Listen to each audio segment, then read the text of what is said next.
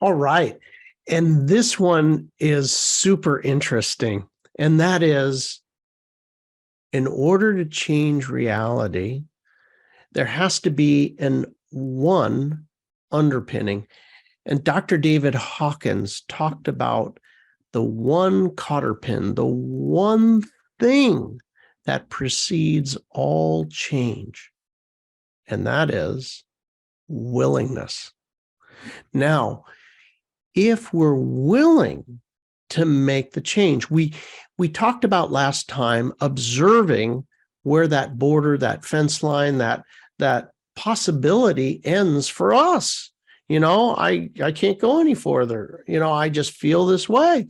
Now, if we become willing to change, then everything becomes possible. And obviously, Cognomovement's a tool that we utilize to actually break that down. But I'll tell you what, not everybody is willing. No.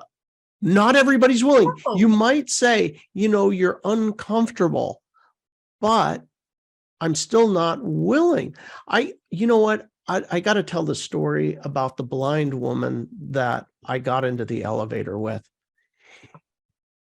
I knew about this technology.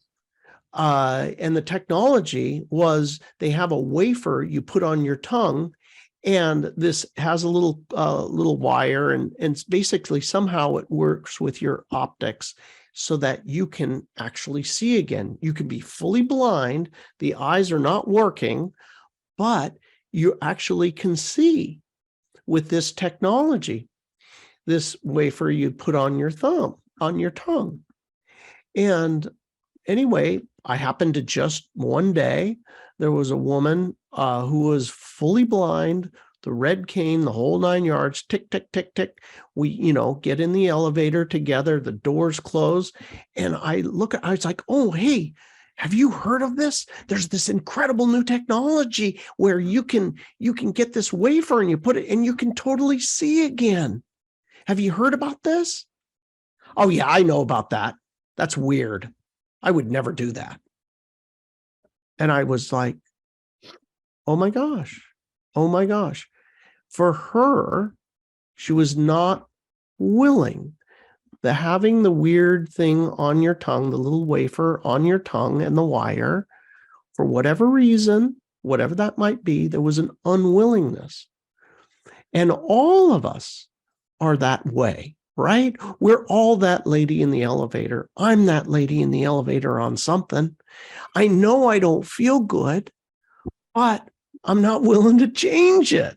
It's so true. We get so attached to the how, right? It reminds me of that old story. The guy's on a desert island and he says, God, please rescue me. So he sends him a raft and he's like, nope. God's going to rescue me. And he pushes the raft away.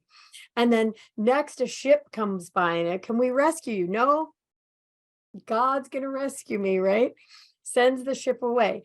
The next a helicopter comes and no, God's going to rescue me.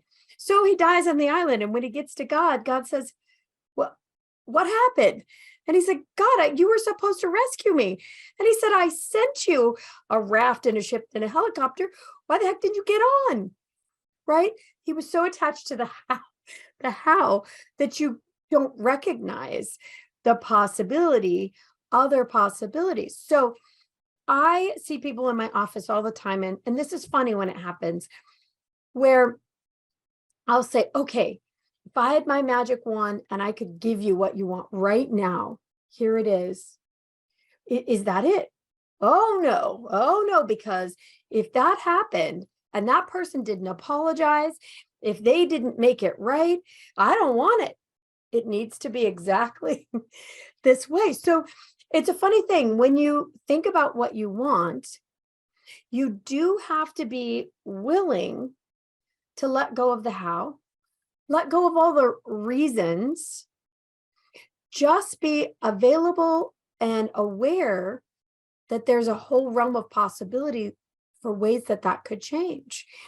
We told the story in the last episode about changing the boundaries of a corporation that wasn't quite fitting us.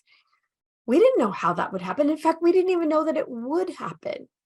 We knew that we really wanted to feel better, and we wanted to collapse the wave that we were experiencing that was very uncomfortable.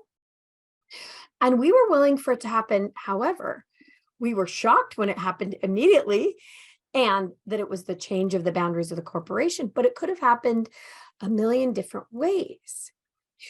So the willingness, the idea that I'm just going to get myself to neutral, I'm going to have this be no longer a wave in my body, that this situation persists.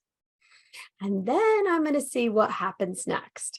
Then I'm going to see what becomes available instantly to me. And usually it's like a realm of ideas of possibility, or sometimes it's just, I don't really care about that anymore.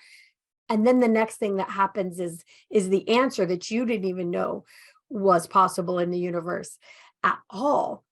But it's important, right, Bill, to not be holding on to the limited idea as the only possibility that there is, right?